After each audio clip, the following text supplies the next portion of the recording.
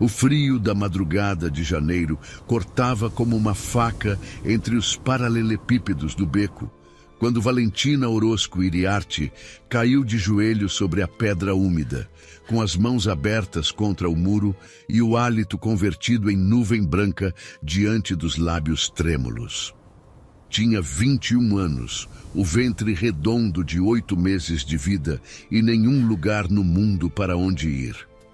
A porta que acabara de se fechar às suas costas, a porta da casa onde nascera, onde correra de menina pelos corredores, onde sonhara com um futuro que jamais chegaria, ressoou como um trovão final entre as paredes de pedra. Lá dentro, a voz do seu tio, Rodrigo Orozco Velarde, continuava a gritar palavras que cheiravam a bilis e a medo. Vergonhas, fardos, desonra. Lá fora, Valentina só tinha a escuridão, o frio que subia do chão como se a própria terra quisesse engoli-la, e um filho que ainda não vira o mundo, mas que já carregava, sem o saber, o peso de todo ele. Apoiou-se no muro um momento, só um momento, porque Valentina Orozco Iriarte não era das que ficam caídas no chão, embora o chão fosse o único lugar que lhe restava. Tinha o cabelo escuro, revolto pelo vento e os olhos da cor do mel queimado, e nesses olhos não havia lágrimas. Havia algo mais difícil de ver e mais difícil de apagar. Havia dignidade, a mesma dignidade que ninguém lhe ensinara e que ninguém ainda conseguira tirar-lhe, embora tivessem tentado de todas as formas que um ser humano pode tentar destruir outro. Levantou-se, sacudiu o pó dos joelhos com mãos que tremiam de frio, mas não de medo, e começou a caminhar. A vila de Vila Carmim dormia de ambos os lados do caminho, com as janelas fechadas e os fogos apagados, completamente indiferente à figura que avançava sozinha sob o céu de janeiro. O cheiro da lenha queimada flutuava das chaminés, misturado com a umidade da terra e com o perfume acre do inverno castelhano. Os seus pés descalços, porque não tivera tempo de procurar os sapatos, quando Rodrigo a empurrou para a porta, batiam contra a pedra fria com uma regularidade que era a única coisa que a mantinha em movimento.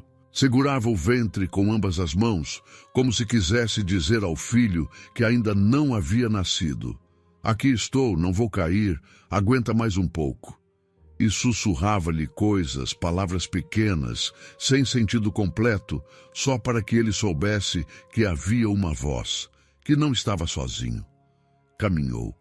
Durante 2 horas, a vila ficou para trás.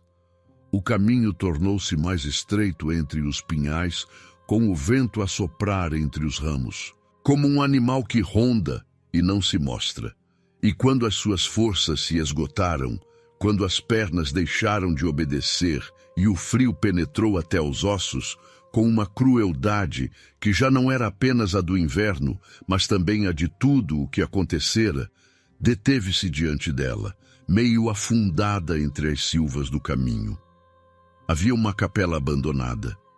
As pedras estavam enegrecidas pelos anos, a porta de madeira podre entreaberta sobre o vazio escuro e os degraus da entrada cobertos de musgo e geada.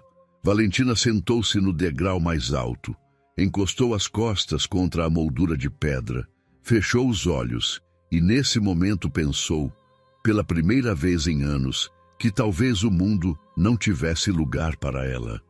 Foi então que os cascos de um cavalo quebraram o silêncio da noite.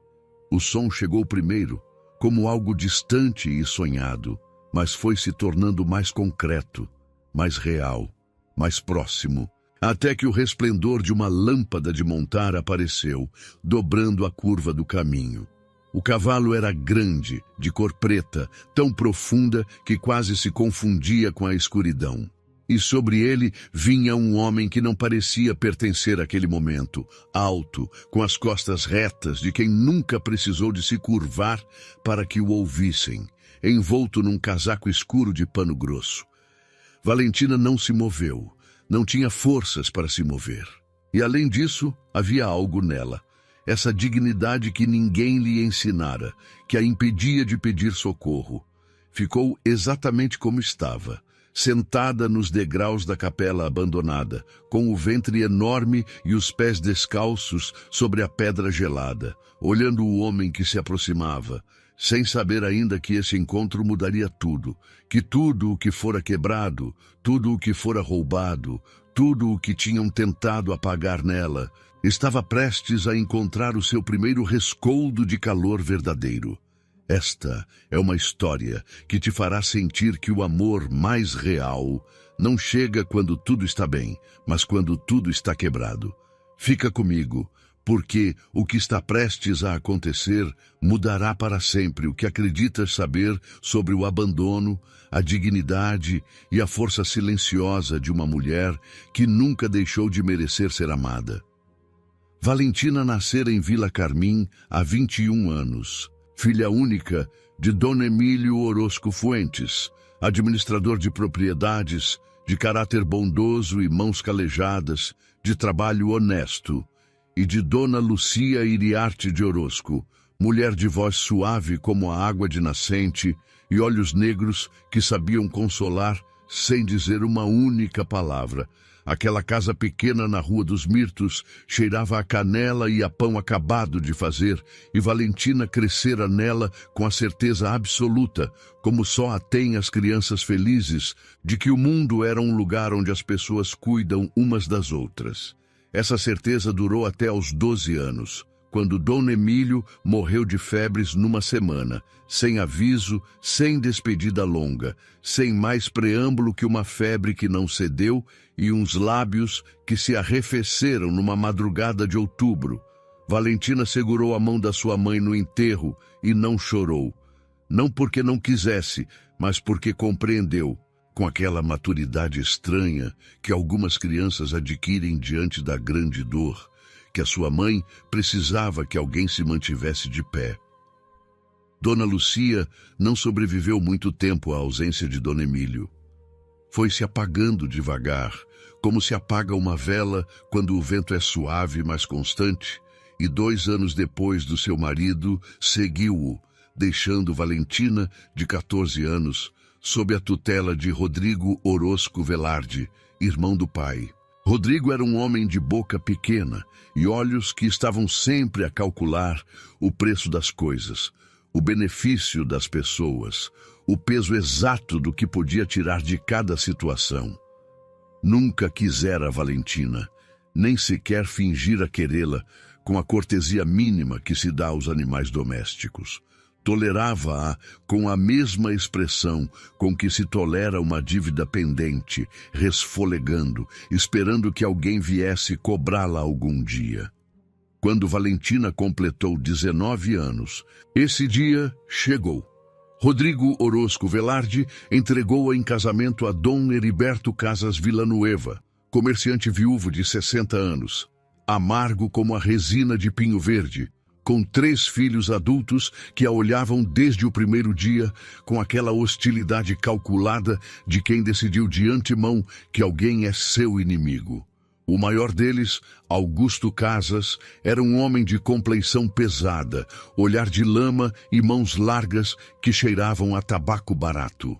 Disse a Valentina na mesma noite do casamento, enquanto ela olhava pela janela do quarto, que lhe haviam atribuído para não se acostumar, que ninguém naquela casa a queria, que estivesse contente com o teto que tinha sobre a cabeça e não lhe ocorresse tocar no que não lhe pertencia. Valentina não respondeu. Recolheu a voz da sua mãe na lembrança, aquela voz de Nana que cantava nos frios de Vila Carmim, e usou-a como escudo.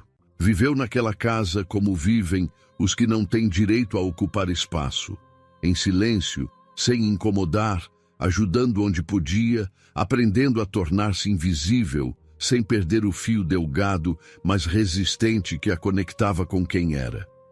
Dom Heriberto morreu antes do 1º ano, um infarte na sala de jantar, com o guardanapo ainda no pescoço, sem cerimônia nem tempo para se despedir. E os seus filhos, liderados por Augusto, que tinha os papéis do notário prontos com uma velocidade suspeita, puseram-na na rua sem mais nem menos, essa mesma semana. O testamento não a contemplava, nunca a havia contemplado.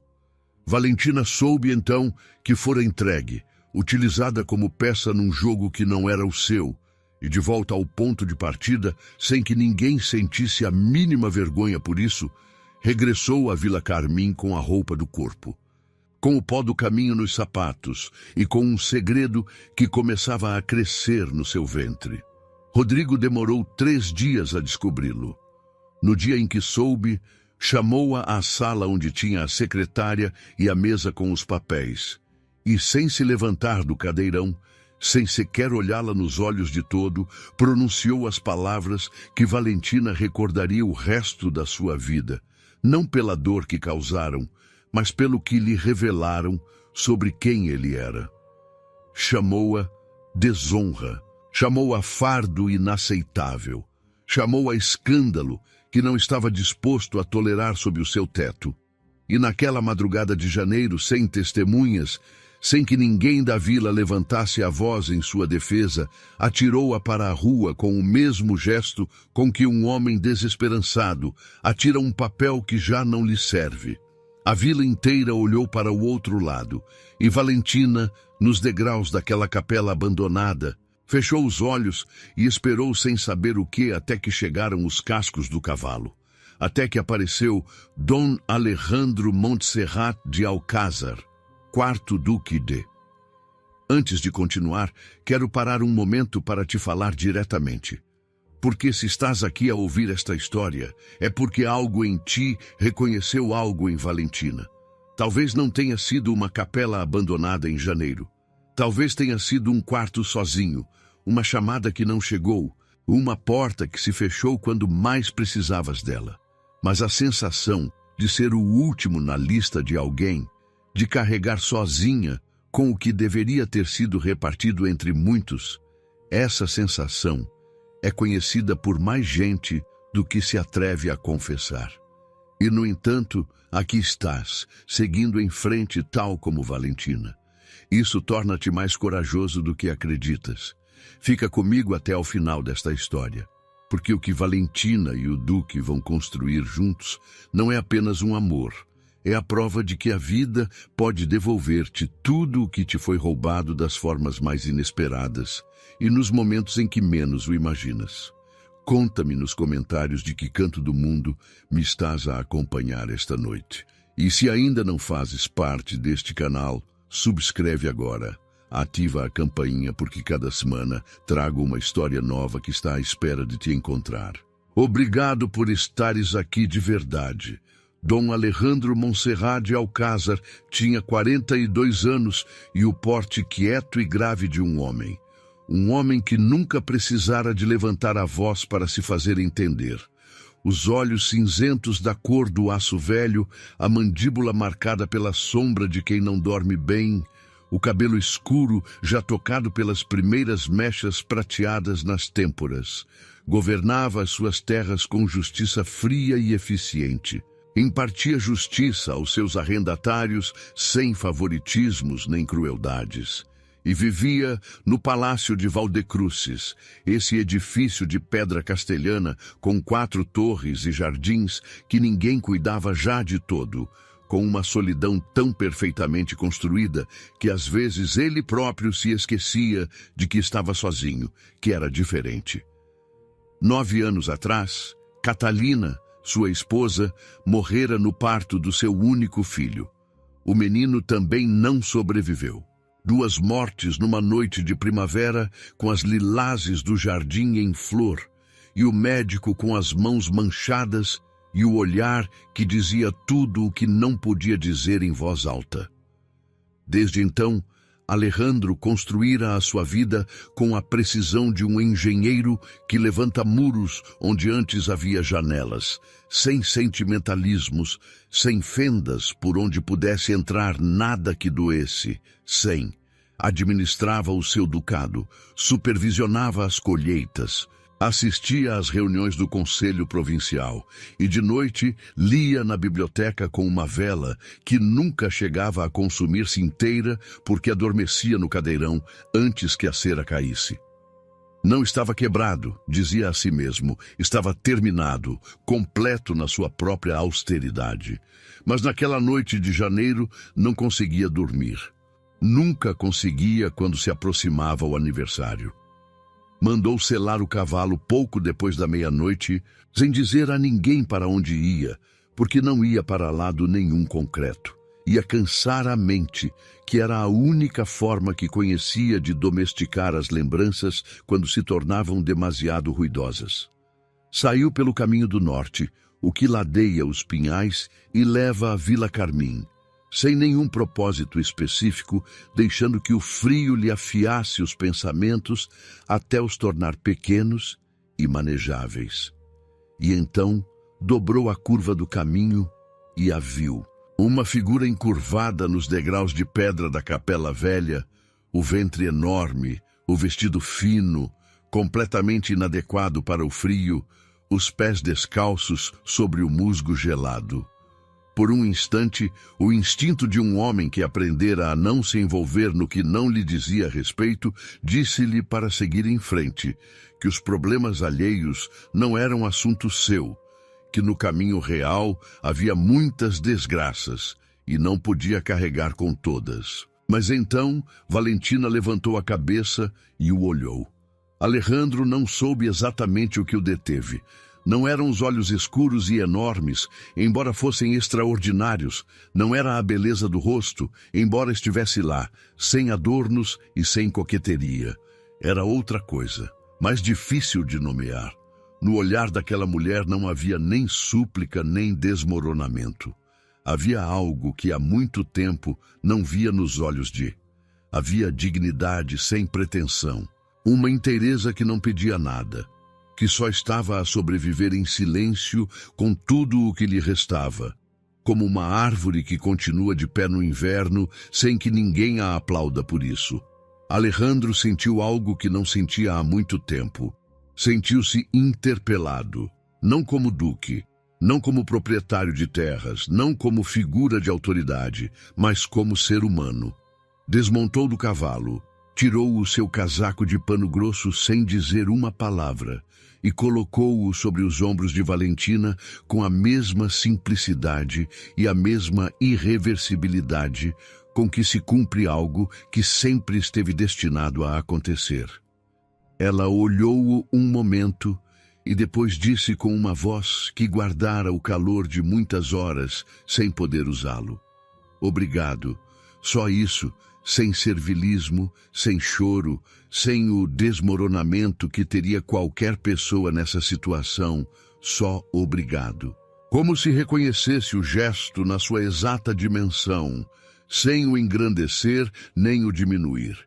E esse equilíbrio perturbou-o de uma forma que não soube explicar nesse momento e que levaria semanas a entender. Levou-a ao palácio de Valdecruzes nessa mesma noite. O palácio dormia quando chegaram, cheirando a cera fria e a madeira antiga, com os corredores iluminados apenas pelos círios dos nichos. Inês Montoya, a cozinheira maior, uma mulher de 50 anos, com as mãos grandes e fortes de quem amassou pão toda a vida, o cabelo entrecano, recolhido numa trança grossa, e uma língua afiada que fizera chorar mais de um fornecedor, foi acordada pelo barulho no saguão e desceu com o chaile sobre os ombros e uma expressão preparada para repreender quem quer que fosse. Quando viu Valentina, a expressão mudou num segundo. Aquela mulher que passara toda a sua vida lendo as pessoas como quem lê o tempo no céu, entendeu de relance o que acontecera, o que aquela rapariga carregara e o que precisava.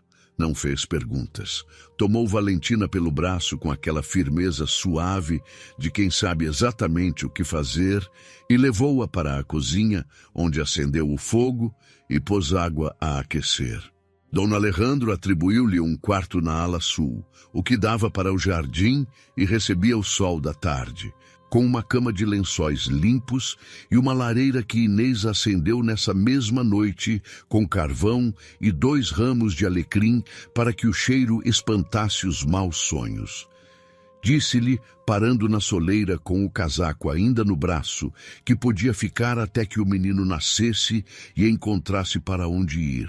Nada mais, sem promessas, sem condições, sem a condescendência de quem faz um favor e espera agradecimento eterno.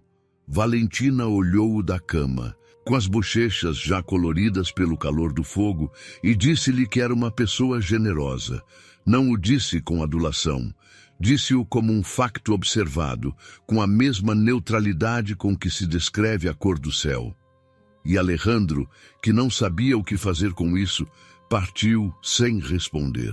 Nos dias que se seguiram, Valentina encontrou o seu lugar no palácio com uma naturalidade que teria parecido incompreensível para quem não a conhecesse, mas que era perfeitamente coerente para quem entendia que ela aprendera a fazer de qualquer lugar o seu lar, porque nunca tivera um de verdade. Ajudava na cozinha quando Inês o permitia, cortava os legumes com paciência e limpeza, esfregava os tachos sem que ninguém lhe o pedisse e falava com os criados e serventes com o mesmo respeito com que teria falado com um nobre. Isso os desconcertou durante os primeiros dias, porque não estavam acostumados a que ninguém os olhasse assim. Logo, os desconcertou por razões que não podiam imaginar o palácio sem ela. Foi Inês a primeira a falar uma tarde em que Valentina descascava cebolas na mesa comprida da cozinha, com o nariz vermelho e os olhos lacrimejantes, que não podiam distinguir-se das lágrimas de verdade.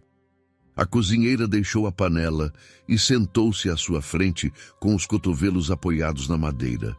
E disse-lhe: "Conta-me sem mais preâmbulos, só conta-me", com aquela autoridade suave das mulheres mais velhas que sabem quando alguém precisa de se esvaziar. E Valentina contou-lhe.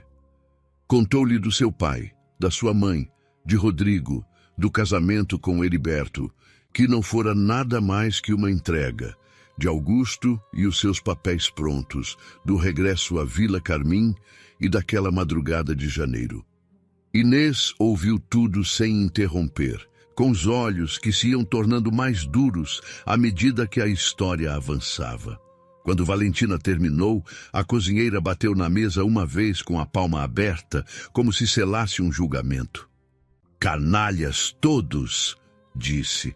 A palavra saiu redonda e sólida como uma pedra. "E aqui não te vai acontecer nada de mal, rapariga, que eu não o vou permitir." Valentina sorriu, e foi um sorriso que Inês guardou no coração por ser pequeno, real, como os que faz a gente quando recebe algo que não esperava merecer. Pouco depois apareceu Tomás, o pequeno Tomás Aguilera. Tinha 7 anos, o cabelo sempre revolto e os sapatos sempre sujos, e era órfão de pai e mãe desde os 4 anos, vivendo nos estábulos do palácio com a condição de que ganhasse a sua comida, limpando os presépios e levando a água aos cavalos. Era um menino que sorria pouco, porque aprendera a fazer pequena a sua presença, para não incomodar ninguém, e que falava em voz baixa, como se temesse ocupar demasiado ar. A primeira vez que se encontrou com Valentina foi no corredor que unia os estábulos à cozinha. Ele vinha com um balde de água e ela com uma cesta de ervas do jardim, e olharam-se um momento sem saber nenhum dos dois o que fazer. Valentina perguntou-lhe como se chamava. Ele disse-lhe, surpreendido de que alguém perguntasse. Ela perguntou-lhe se sabia ler. Ele negou com a cabeça com uma expressão que era metade vergonha e metade desafio. Valentina disse-lhe que isso se podia arranjar. Desde essa tarde, cada manhã depois do pequeno almoço, Valentina sentava-se com Tomás na escada do jardim traseiro ao sol, que começava a tornar-se tépido à medida que o inverno avançava para o seu final, e ensinava-lhe as letras com uma paciência que não tinha limite visível. Usava ramos para traçar as formas na terra, usava pedras pequenas para contar e explicava-lhe com palavras que um menino de 7 anos pudesse reter porque era importante saber ler. Para que o mundo não te engane, dizia-lhe, para que ninguém possa dar-te um papel e pedir-te que assines sem que saibas o que diz. Tomás olhava-a com uma atenção que as crianças só dão às pessoas que as fazem sentir importantes e aprendia com uma velocidade que a Valentina enchia de um orgulho que era mais doce que qualquer outra coisa que sentira em muito tempo. Alejandro observava tudo de longe, da janela do seu gabinete que dava para o jardim traseiro. Observava Valentina e Tomás inclinados sobre as letras desenhadas na terra. Do corredor que passava junto à cozinha, ouvia a risada de Inês misturada com a voz mais jovem de Valentina. Da sala, observava como ela percorria os corredores com aquela dignidade tranquila, que não era arrogância, mas algo mais difícil de construir. Era a segurança de alguém que sabe quem é, embora o mundo inteiro lhe tenha dito o contrário.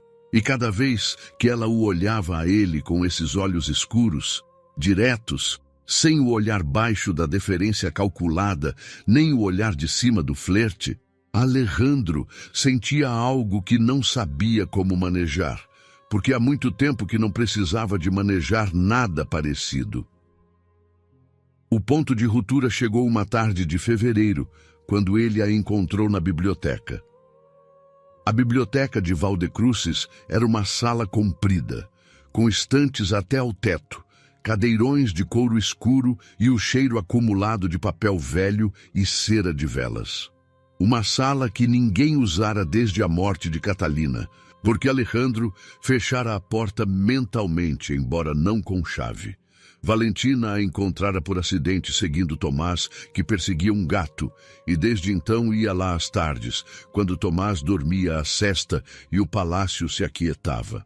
Alejandro a encontrou sentada junto à janela, com um tratado de astronomia aberto sobre o ventre, enorme, com os lábios a moverem-se em voz muito baixa, como se lesse em voz alta para alguém que ainda não podia ouvi-la, mas a quem queria habituar ao som das palavras grandes. Ele deteve-se na soleira. O chão de madeira não rangeu sob os seus pés e ela não o ouviu entrar. Observou-a um momento, a luz da tarde entrando em faixas oblíquas pelos vidros, o perfil desse rosto concentrado e sereno, as mãos que seguravam o livro com cuidado, como se fosse algo que pudesse quebrar-se, e sentiu que lhe faltava o ar de uma forma que não era física. Carraspeou. Ela levantou os olhos e não se assustou, nem se desculpou, nem fechou o livro apressadamente. Olhou-o com aquela equanimidade que o desconcertava sempre. "O que lê?" perguntou ele, porque não soube dizer outra coisa. Ela mostrou-lhe o livro sem vergonha, com a capa virada para ele. Observações sobre os corpos celestes e o seu movimento. Disse-lhe que queria que o seu filho soubesse que o mundo era maior que Vila Carmim, que havia coisas que ninguém lhe poderia tirar se as guardasse dentro de si. Os nomes das estrelas, a forma como a lua puxa o mar, a razão pela qual as constelações se movem. Alejandro não soube o que responder a isso, porque era a coisa mais honesta e mais bonita que ouvira em muito tempo, e não tinha palavras à mesma altura. Ficou parado na soleira por um momento que pareceu eterno, olhando para aquela mulher que lia astronomia a um filho que ainda não nascera. E depois partiu devagar, sem dizer nada. Mas naquela noite, pela primeira vez em 9 anos, não sonhou com Catalina, sonhou com estrelas. O primeiro obstáculo chegou na forma de Rodrigo Orozco Velarde, o tio de Valentina. Apresentou-se em Valdecruzes 3 semanas antes do parto, numa manhã de vento frio, com o chapéu de feltro na mão e um sorriso untuoso que não chegava aos olhos. Disse que vinha buscar a sua sobrinha, que estivera preocupado, que a família era a família. Os seus olhos enquanto falava. Não olhavam para a pessoa a quem se dirigia. Percorriam o saguão, as tapeçarias do corredor, os candelabros de bronze, calculando o valor de cada coisa com a velocidade eficiente de um avaliador desonesto. Rodrigo descobrira pelos mexericos da vila que o duque de Valdecruzes acolhera Valentina, e a sua mente cobiçosa já traçara o mapa completo do que havia naquilo para ele. Se a rapariga se instalara numa casa ducal, havia algo a tirar dali. Dinheiro ou uma posição, ou pelo menos a promessa de que a vergonha familiar se resolveria discretamente com algo tangível. Valentina o viu chegar da janela do seu quarto. Sentiu o frio antigo do medo a subir-lhe pelo peito como água gelada. Esse frio específico que só produzem as pessoas que nos fizeram mal, que conhecem o dano para o qual já sabemos a temperatura exata. As suas mãos agarraram-se ao parapeito, e o menino no seu ventre moveu-se como se também ele reconhecesse algo. Mas desta vez havia algo diferente. Alejandro estava no pátio quando Rodrigo chegou, revendo com o seu capataz os registros da colheita. E embora não soubesse nada ainda da história entre eles, algo na forma como Valentina se contraiu da janela, ele a viu com o canto do olho, esse movimento de alguém que vê aproximar-se um perigo. Disse-lhe o que precisava de saber. Interpôs-se entre Rodrigo e a entrada principal com a tranquilidade absoluta de quem tem poder suficiente para não precisar de o demonstrar. Ouviu a apresentação de Rodrigo sem mover um músculo do rosto e depois falou com aquela voz grave e quieta que usava quando algo estava definitivamente decidido. A senhorita Valentina Orozco está sob a minha proteção, disse. E se voltar a pôr um pé nestas terras, falaremos com o alcaide do partido, não como ameaça, mas como descrição do que aconteceria. Rodrigo abriu a boca e fechou-a. Olhou para as mãos que seguravam o chapéu com os nós dos dedos brancos e foi-se pelo mesmo caminho por onde viera, com as costas mais encolhidas do que quando chegara. Valentina, da janela, sentiu que algo se soltava nela. Algo que estivera a segurar com as duas mãos durante anos, com os dentes cerrados e os ombros tensos e o hálito contido. Algo que se tornara tão normal de carregar que já não sabia que era um peso. Soltou-se e em seu lugar ficou algo mais leve e mais tépido, que não tinha nome exato ainda, mas que começava a parecer-se com a esperança. A segunda ameaça veio de onde menos se esperava, de dentro do próprio palácio. Dona Cecília Monserrat de Vilafria, prima segunda de Alejandro e mulher que se apresentara em Valdecruzes 2 vezes ao ano durante os últimos 9 anos, com a perseverança silenciosa de quem cultiva uma esperança sem a admitir em voz alta, chegou de visita uma tarde de março com a sua criada e um vestido novo de moiré verde. Tinha 38 anos, o cabelo louro cuidadosamente empoado e o olhar afiado de quem sabe ler um território de poder melhor que qualquer mapa. Viu Valentina no jardim a ensinar letras a Tomás e algo na sua expressão tornou-se frio e específico, como o fio de uma faca bem guardada. Aquela tarde, no salão principal onde Alejandro recebia os visitantes de categoria, Dona Cecília sentou-se com a elegância estudada de toda a sua vida e falou. Falou do que diriam na região. Falou do inapropriado de ter uma mulher grávida de origem desconhecida a viver na casa de um duque solteiro. Falou do que a sociedade provincial poderia pensar.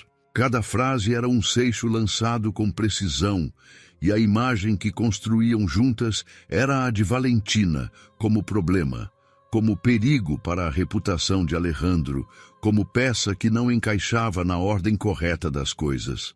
Alejandro a ouviu até ao final, Bebeu o seu chá com a mesma parcimônia de sempre e depois disse-lhe com aquela cortesia gelada que era mais definitiva que qualquer grito que a senhorita Valentina era sua convidada, que a sua gestão da própria casa não requeria aprovação exterior e que esperava que Dona Cecília desfrutasse da viagem de regresso, porque o caminho àquela hora do dia tinha boa luz. A prima partiu no dia seguinte sem se despedir do pequeno almoço. Inês, que ouvira a conversa completa do corredor com o ouvido colado à parede, foi diretamente para a cozinha e preparou o bolo favorito de Valentina com um sorriso que não se tirou em todo o dia. Mas o que Dona Cecília semeou não desapareceu de todo. As palavras que falam do inapropriado de algo sempre deixam uma semente, mesmo que quem as planta se vá embora. E nos dias que se seguiram, Alejandro notou que ficava mais rígido na presença de Valentina, que evitava a biblioteca, que escolhia os caminhos do palácio que não passavam junto ao jardim traseiro, que usava aquela distância controlada como usava os muros para não ter que gerir o que havia do outro lado. Valentina o notou. Notou-o com aquela percepção silenciosa de quem aprendeu a ler o clima emocional das pessoas para sobreviver. E algo nela que começara a aquecer, arrefeceu um pouco com a resignação triste de quem reconhece o padrão. Sempre há um momento em que as pessoas decidem que ela é demasiado complicada. Foi Tomás que o rompeu. O menino chegou ao gabinete de Alejandro um meio-dia, coisa que jamais fizera, porque os meninos dos estábulos não iam ao gabinete do duque. Com as mãos atrás das costas e a expressão de quem ensaiara mentalmente o que ia dizer, Alejandro olhou-o da secretária com uma sobrancelha levantada. Tomás pigarreou com a seriedade de um pequeno advogado. Quero dizer-lhe algo, senhor duque. Alejandro o convidou a falar com um gesto da mão. O menino respirou fundo. A senhorita Valentina está a ensinar-me a ler para que o mundo não me engane e o senhor deveria falar com ela mais seguido, porque quando o senhor se afasta, ela fica triste, embora não o diga. E eu creio que o senhor também fica triste, embora também não o diga.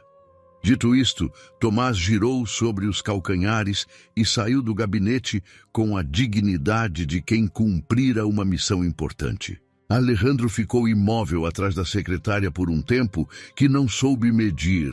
Depois, soltou o ar que estivera a conter.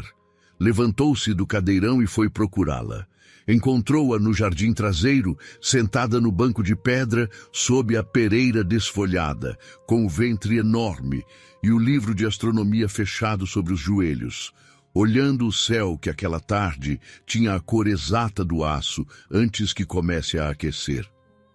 Alejandro sentou-se na outra extremidade do banco, não disse nada durante um momento que se estendeu entre eles como algo que nem os dois queriam quebrar. O cheiro do jardim era de terra úmida e das primeiras flores silvestres que começavam a aparecer entre as pedras, antecipando a primavera que se aproximava. Finalmente ela falou sem dizer: "Está tudo bem consigo, Dom Alejandro?" E nessa pergunta tão direta, tão desprovida de estratégia, ele entendeu que ela nunca pedira nada mais que isso. Vê como estava alguém sem agenda, sem cálculo, só o cuidado honesto de uma pessoa que se importa com outra. Falou-lhe de Catalina aquela tarde. Foi a primeira vez em 9 anos que o fazia com alguém que não o obrigava a falar disso. Falou-lhe da noite de primavera e do médico, com as mãos manchadas, e do jardim com as lilazes em flor, que cheirava a tudo o oposto do que estava a acontecer lá dentro. Falou-lhe do silêncio que encheu o palácio depois, e de como esse silêncio se foi tornando o seu costume, as suas paredes, a sua forma de estar no mundo. Valentina o ouviu sem interromper, com aquela capacidade sua de conter o silêncio de outra pessoa, sem o encher de pressa. Quando ele terminou, ela não disse que sentia muito, Não disse que o tempo curava tudo. O senhor foi leal, ficou. Isso não é pouca coisa. Alejandro a olhou então de frente, pela primeira vez desde havia semanas, e algo nele que estivera fechado com 9 anos de paciência e de medo, abriu-se sem fazer barulho, como se abre uma porta quando alguém empurra com a mesma delicadeza com que a fecharam. A revelação chegou pela mão de um homem que se chamava Dom Fulgêncio Herrera Altamira, notário de Castelão, que se apresentou no palácio numa manhã de finais de março com uma pasta de couro marrom, e o aspecto pesaroso de quem leva demasiado tempo sabendo algo que deveria ter dito antes. Pediu para falar com a senhorita Valentina Orozco Iriarte. Alejandro o recebeu junto a ela no salão, de pé ao seu lado, sem que ninguém o pedisse, porque já era o costume entre eles que onde havia um assunto difícil, ele estava. O notário abriu a pasta com mãos que tremiam levemente e tirou documentos que cheiravam a papel envelhecido e a tinta formal. Começou a explicar com a precisão árida da sua explicação. A herança de Dom Emílio Orozco Fuentes, as terras de Vila Carmim, as poupanças depositadas na caixa da localidade, as propriedades registradas em seu nome. Havia sido desviada mediante assinaturas apócrifas, firmadas posteriormente à morte, em documentos que Rodrigo Orozco Velarde apresentara ao registro civil alterados. Valentina era, segundo a lei e os registros originais que o notário recuperara do arquivo provincial, herdeira legítima de uma propriedade modesta mas real.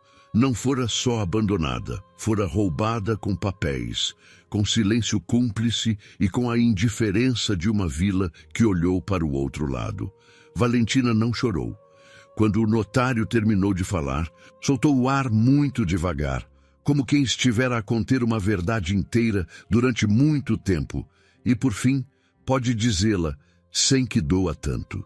Depois olhou para Alejandro e ele, que já a conhecia o suficiente para ler o que não dizia, viu nos seus olhos não triunfo nem raiva, mas algo muito mais parecido com o alívio, a confirmação de que não estivera enganada sobre quem era. Alejandro apresentou os documentos ao juiz do partido pessoalmente. Não mandou o seu advogado, foi ele. Plantou-se diante do estrado com os papéis do notário e a fria determinação de quem sabe exatamente quanto peso pode carregar e quanto pode exigir. O julgamento foi breve porque as provas eram incontestáveis. Rodrigo Orozco Velarde foi preso numa manhã de abril, diante do talho da vila, onde comprava os seus chouriços do pequeno almoço, com a mesma falta de privacidade com que ele expulsara Valentina da sua própria casa. Aquela madrugada de janeiro, foi despojado dos bens acumulados ilegalmente e expulso de Vila Carmim, com a ordem de não regressar sob pena de prisão. A vila, que havia olhado para o outro lado, teve que olhar diretamente agora para o que havia permitido. E na Praça Maior de Vila Carmim, numa manhã de primavera, em que as amendoeiras da praça floresciam com a obstinação bonita das árvores que não perguntam se é bom momento para o fazer, o alcaide pronunciou em voz alta diante de todas as palavras que Valentina merecera durante anos e que nunca exigira porque aprendera que ninguém lhes daria. Cometeu-se uma injustiça e foi reparada. Valentina estava de pé naquela praça com o menino nos braços, porque o menino já havia chegado, são e forte e de um choro tão rotundo que parecia tê-lo guardado 9 meses inteiros para soltá-lo de golpe. E recebeu aquele momento não com triunfo, mas com a mesma dignidade silenciosa com que recebera tudo o mais. Só que desta vez não era o peso da injustiça, mas o peso diferente e muito mais tolerável da justiça cumprida. O menino chamava-se Emílio, como seu avô, como o homem que havia acreditado nas coisas que mereciam ser acreditadas. O parto havia chegado na madrugada de uma sexta-feira de abril. foi longo e difícil, com horas que cheiravam a cera e a erva cidreira que Inês queimava no braseiro para acalmar os nervos, com o palácio em silêncio à sua volta e só os sons próprios dos partos, o ofego, o esforço, as instruções da parteira em voz baixa e firme, o ranger do chão de madeira do corredor, onde alguém caminhava de um lado para o outro, sem poder parar. Esse alguém era Alejandro, sentado no chão com as costas contra a parede do corredor, porque ninguém lhe dissera que podia ficar, e ele não pudera ir embora. Esperou durante 6 horas, com as mãos apoiadas nos joelhos e os olhos fixos na porta fechada. Quando Inês a abriu e disse que tudo havia saído bem, que a criatura era sã e forte, Alejandro fechou os olhos um instante. E nesse instante, com o cheiro a cera e a menta e a palácio antigo a encher-lhe o peito, algo que levava 9 anos congelado, rompeu-se com a mesma delicadeza e a mesma inevitabilidade de um rio na primavera, não com violência, com a simplicidade natural das coisas que estavam à espera do momento certo para acontecer. A declaração de Alejandro chegou uma tarde no jardim de Valdecruzes, 20 dias depois do nascimento de Emílio, quando as amendoeiras do palácio também haviam florescido e o perfume do jasmim começava a misturar-se com o do alecrim no ar tépido da tarde castelhana. Valentina estava sentada no banco de pedra, com o menino adormecido nos braços e o sol caindo de lado sobre o seu cabelo escuro. Alejandro aproximou-se e ficou de pé diante dela por um momento e depois falou sem rodeios, sem poesia calculada, com a mesma honestidade direta e um pouco desajeitada, de um homem que não praticara dizer coisas assim, porque passara 9 anos a certificar-se de não precisar de as dizer. Disse-lhe que não queria que ela fosse embora, que Emílio podia crescer em Valdecruzes, que ele não prometia ser um homem fácil. Vivera demasiado tempo sozinho para saber como se enche o silêncio de outro modo, mas sim honesto e trabalhador e presente, e que a única pessoa que o fizera sentir humano em 9 anos merecia, pelo menos, saber que isso existia. Valentina olhou-o com esses olhos enormes, que não pediam nada, mas que recebiam tudo, e não respondeu de imediato. Olhou-o um momento inteiro, com Emílio adormecido nos seus braços e o jasmim no ar e o sol da tarde a iluminar o seu contorno, e depois disse que sim, sem dramatismo, com a mesma certeza silenciosa com que uma árvore lança raízes, porque é o que faz sentido fazer, porque o solo é bom e já é tempo. Tomás, que estivera escondido atrás do sebe de bucho com a desculpa de procurar uma bola que na realidade não havia perdido. Alejandro saiu de entre os ramos com a cara corada de ter contido a emoção demasiado tempo e disse que já sabia escrever o seu nome completo. Valentina e Alejandro olharam-no e os dois riram ao mesmo tempo. E foi aquela risada inesperada, simultânea, sem que nenhum dos dois a tivesse planeado, a primeira que encheu de verdade os corredores de Valdecruzes em muitos anos. O casamento foi pequeno e perfeito, como são perfeitas as coisas que não precisam de adorno para ser o que são. Na capela do palácio, com a luz das velas sobre a pedra antiga e o cheiro do incenso misturado com o do alecrim que Inês trouxera do jardim e colocado nos altares. Inês Montoya chorava na primeira fila, com o lenço branco apertado no punho, sem tentar disfarçar, porque a sua idade e com as suas mãos de tanto trabalho honesto, há muito tempo que decidira não disfarçar o que merecia ser chorado de emoção. O pequeno Tomás Aguilera, adotado formalmente nesse mesmo dia, com o seu nome nos documentos do ducado, com o seu lugar na casa, segurava os anéis com ambas as mãos e os lábios apertados pela concentração de quem leva muito tempo sendo invisível e acaba de descobrir que tem um papel que ninguém pode fazer, senão ele. Os jardins de Valdecruzes estavam em flor naquela manhã, perfumados de jasmim e alecrim, de terra úmida e dessa promessa sem nome que o ar tem na primavera, como se a terra tivesse estado à espera também que alguém lhe desse uma razão para se abrir de todo.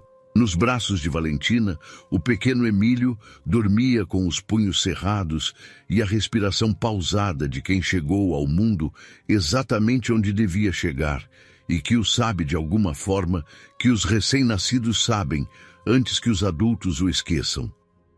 Alejandro pôs a mão sobre a cabeça do menino com uma suavidade que não se lhe havia visto a esse homem de aço e silêncio. E Valentina, olhando-o fazer esse gesto, soube que o que havia começado nos degraus de uma capela abandonada, com o frio nos pés e nenhum lugar para onde ir, era agora uma mão sobre uma cabeça pequena, um jardim em flor, o cheiro do alecrim e um homem que, por fim, havia recordado como se enche o silêncio. Se chegaste até aqui comigo, quero que saibas algo. Esta história não é só de Valentina. É de todas as vezes que alguém nos disse com as suas palavras ou com os seus atos que não somos suficientes, que somos um fardo, que o mundo estaria mais ordenado sem nós nele, e ainda assim continuamos a caminhar, às vezes descalços, às vezes de noite, às vezes sem saber para onde vamos. Valentina não esperou estar bem para seguir em frente. Seguiu em frente para poder estar bem. E isso, exatamente isso, é o mais valente que se pode fazer. Não cair no degrau e ficar, levantar-se, caminhar, embora o frio seja real e a escuridão também. O amor que Valentina encontrou não chegou porque ela o pediu, nem porque ela o merecia menos que ninguém. Chegou porque continuou a ser ela mesma quando tudo à sua volta lhe dizia para se reduzir, para se calar, para se fazer pequena. A dignidade não é o que te dão, é o que te resta quando te tiram tudo o mais. E Alejandro, esse homem que havia confundido a solidão com a segurança, que havia fechado os muros para não voltar a perder nada, e sem se dar conta, acabara por não ter nada, aprendeu que o amor verdadeiro não se protege fechando portas, protege-se tendo a coragem de as abrir outra vez quando alguém se senta no degrau e não te pede nada. Conta-me nos comentários qual foi o momento desta história que mais te tocou o coração. Se foi quando Alejandro tirou o casaco, se foi quando Tomás foi ao gabinete com o seu pequeno discurso de advogado de 7 anos, se foi quando Valentina disse que queria que o seu filho soubesse que o mundo era maior que Vila Carmim. Cada um desses momentos eu escrevi pensando em ti, na pessoa que está a ouvir esta história e que sabe de alguma forma do que se fala. Se ainda não fazes parte desta comunidade, subscreve agora o canal. Aqui não contamos só histórias. Construímos juntos o espaço onde os que creem no amor digno e real se reconhecem. Toca na campainha para que não percas nenhuma só história. E se esta te tocou a alma, partilha-a com alguém que a precise hoje. Alguém que talvez esteja sentado no seu próprio degrau frio e precise saber que os cascos do cavalo chegam, que o casaco chega, que a mão sobre a cabeça do menino chega. Obrigado por estares aqui de todo o coração. Até a próxima história, onde o amor sempre acaba encontrando o seu caminho.